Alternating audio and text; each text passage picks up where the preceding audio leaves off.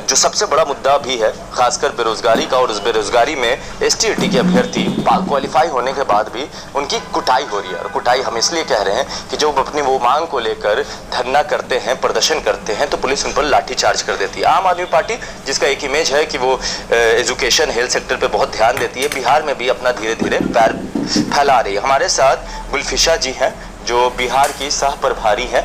गुलफिशा जी, ये बताइए, आप लोग अब बिहार में भी बहुत पहले से आई हुई हैं, अब धीरे धीरे एक्सटेंड हो रहा है, मगर जो ये ST/AT वालों के साथ हो रहा है उस पर क्या स्टैंड है आप लोगों का? सबसे पहले मैं करेक्ट कर दूं, मैं बिहार की सह प्रभारी नहीं, मुझे पटना जिला का पर्यवेक्षक बनाया गया है, तो धन्यवाद। आज जो स्थिति हर क्षेत्र में बिहार हमें जिस तरह से नाकाम कर रही है सरकार, और हमारा जिस तरह से देश और विदेश में दिन ब दिन स्थिति बदतर होती जा रही है, खास करके जब हम शिक्षक बहाली के ऊपर आते हैं तो हम देख रहे हैं युवा कितने संघर्ष के बाद एक पद पे नियुक्त होने के लिए उस परीक्षा के, क्योंकि जब आप परीक्षा देते हैं तो कभी कोर्ट में अटक जाता फैसला, कभी बहाली नहीं होती, कभी 6-6 साल तक परीक्षाओं के रिजल्ट रुके रहते हैं।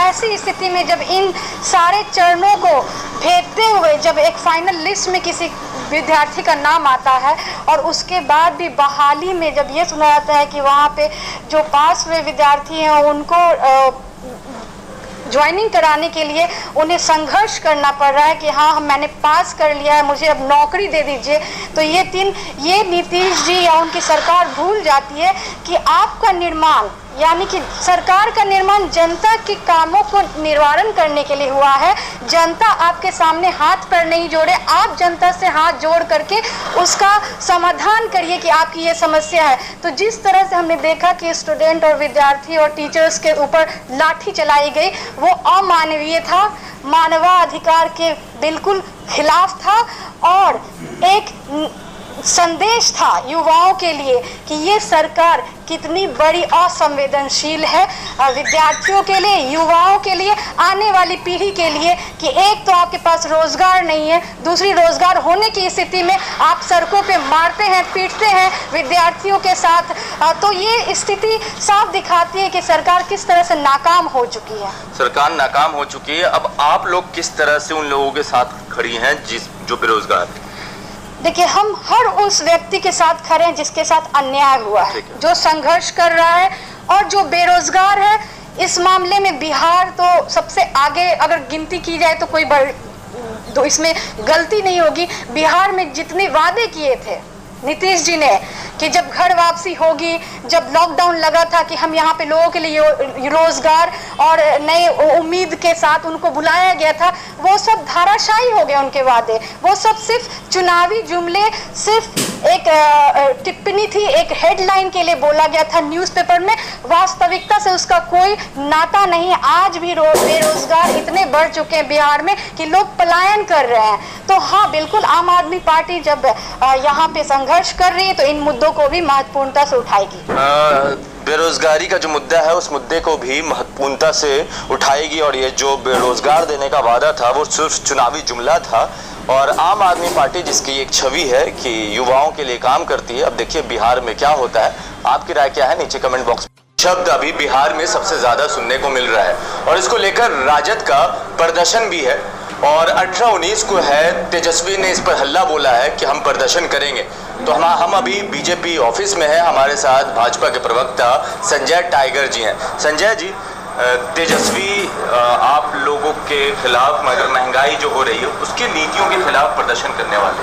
देखिए, लोकतंत्र को विरोध करने का, खिलाफत करने का, प्रदर्शन करने का, अनशन करने का पूरा अधिकार है, लेकिन तेजस्वी की साख पर सवाल है। विपक्ष के नेता की जिम्मेवारी तो मिल गई वंशवाद के आधार पे, परिवारवाद के आधार पे, लेकिन उस भूमिका का निर्वहन ठीक से नहीं कर पाए। बहुमूल्य समयों पर जब उनकी सदन में उपस्थिति की जरूरत होती है, सदन से नाराज रहते हैं। बिहार में कोई आपदा विपदा आती है, उस समय बिहार से बाहर रहते हैं, तो इसलिए कोई गंभीरता से नहीं लाता।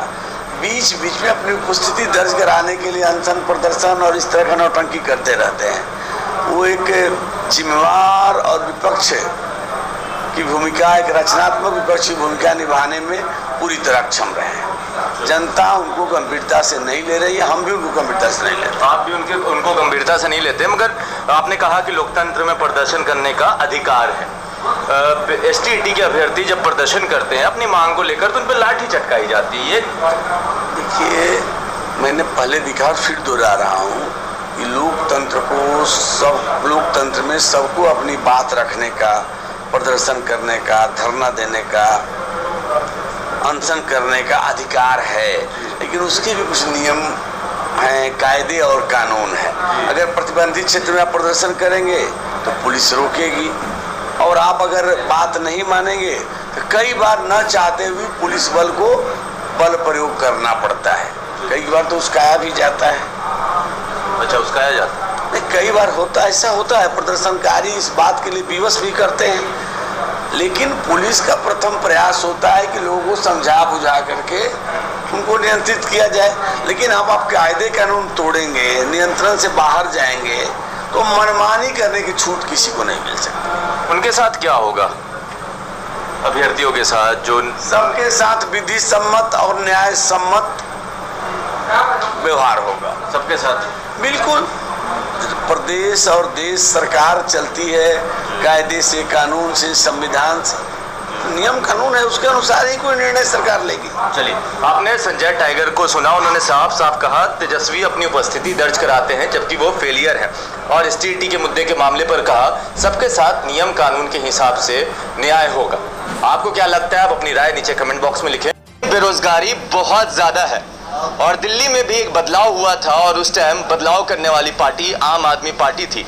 अब आम आदमी पार्टी की नज़र हर जगह है, खासकर बिहार में भी पहुंच चुके हैं। और हम बेरोजगारी की बात कर रहे हैं तो एसटीईटी का मुद्दा, जहां लोग क्वालिफाइड तो होते हैं बट मेरिट लिस्ट में नहीं जाते, और मेरिट लिस्ट में नहीं जाते तो अपनी मांग को रखने के लिए वो लोग जब सड़कों पर उतरते हैं तो पुलिस एक तरफ डंडे चलाती है और फिर उनकी पिटाई हो जाती है। हमारे साथ संजीव झा जी हैं जो दिल्ली से विधायक हैं आम आदमी पार्टी के, बिहार पहुंचे हुए हैं, आप बिहार प्रभारी भी हैं। आप लोगों ने इसी मुद्दे को रखकर दिल्ली में राज किया और पूरे देश में फेज बने, मगर बिहार में जब ये हो रहा है तो आप लोगों की पार्टी नज़र तो नहीं आती सर जी? मुझे लगता है कि जब ये मुद्दा शुरू हुआ था और जब लाठियां बरसी उस हमने भी ट्वीट किया था, ट्वीट से काम चल जो साथी संघर्ष कर रहे थे उनसे मेरी बातचीत हुई थी। हमारे साथी जाकर उनके साथ खड़े हुए थे, उनके खिलाफ प्रोटेस्ट भी किया था। देखिए, मुझे ये लगता है कि आज बिहार में इंडस्ट्री नहीं है, रोजगार के अवसर नहीं हैं। जो क्वालिफाइड लोग हैं मेरिट लिस्ट में आते हैं उनको नौकरी कहे जाने के बाद नौकरी नहीं मिल पा रही है, और अगर वो अपनी बात रख रहे हैं तो आप लाठी न चला रहे हैं। ये तानाशाही तो नहीं है ना। इसी जनता ने आपको वोट किया था और इस उम्मीद से वोट किया था, आपने बड़े बड़े वादे किया था।